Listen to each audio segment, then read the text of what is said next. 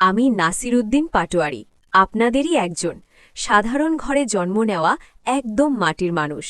অনেকে রাজনীতিতে এসে ভোল পাল্টে খেলে, কিন্তু আমি কথা দিচ্ছি যে সহজ সরল ছেলেটিকে আপনারা আজ রাজপথে দেখছেন, ভবিষ্যতেও ইনশাল্লাহ তাকে এভাবেই পাবেন। আমি সস্তা সিম্পেথি নিয়ে রাজনীতি করতে আসিনি, এসেছি সত্য বলতে। সত্য বলতে গিয়ে কার মাথা গরম হলো, কে চোখ রাঙালো, তাতে নাসির পাটোয়ারির কিচ্ছু যায় আসে না, কারণ আমার শক্তি আপনারা। আজকের রাজনীতি কোন দিকে যাচ্ছে তাকিয়ে দেখুন। চারিদিকে শুধু সন্ত্রাস আর পেশিশক্তির মহড়া। ঢাকাকে আজ এমন এক জায়গায় নিয়ে যাওয়া হয়েছে যে মনে হয় যেন আমরা আফগানিস্তানের কোনো মাইনফিল্ডে দাঁড়িয়ে আছি। কোথায় পা দিলে যে বিপদ হবে তা কেউ জানে না। কিন্তু আমি পরিষ্কার বলে দিতে চাই, যারা চাঁদাবাজি, সন্ত্রাস আর দুর্নীতির মাধ্যমে সাধারণ মানুষের জীবন অতিষ্ঠ করে তুলেছে, তাদের সাথে কোনো আপোষ হবে না। জনগণের লুটে নেওয়া প্রতিটি টাকা রাষ্ট্রীয় কোষাগারে ফেরত না দেওয়া পর্যন্ত এবং জনগণের কাছে ক্ষমা না চাওয়া পর্যন্ত নাসির পাটোয়ারি পিছু হটবে না।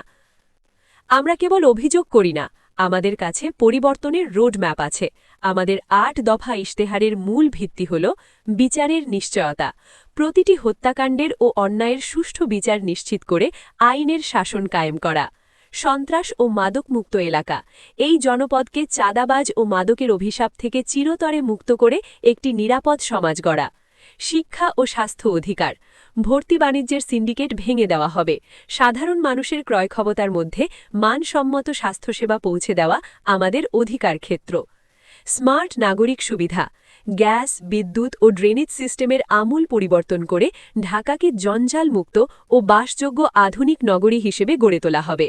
আমি নির্বাচিত হলে আপনাদের এমপি হব, কোনো জমিদার নয়। আমার দরজা আপনাদের জন্য সব সময় খোলা থাকবে।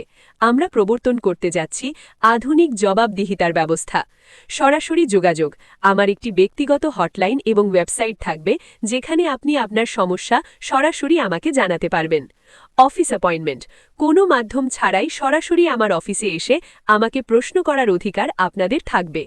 মাসিক জবাবদিহিতা, আমি কি কাজ করলাম, এলাকার ফান্ড কোথায় খরচ হলো, তার স্বচ্ছ হিসাব প্রতি মাসে আপনাদের সামনে পেশ করা হবে।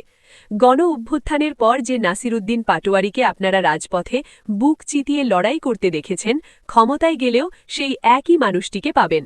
আসুন, ভয়, ভীতি আর দুর্নীতির দেওয়াল ভেঙে আমরা একটি নতুন ঢাকা ও নতুন বাংলাদেশ গড়ি। জয় আমাদের হবেই, ইনশাআল্লাহ।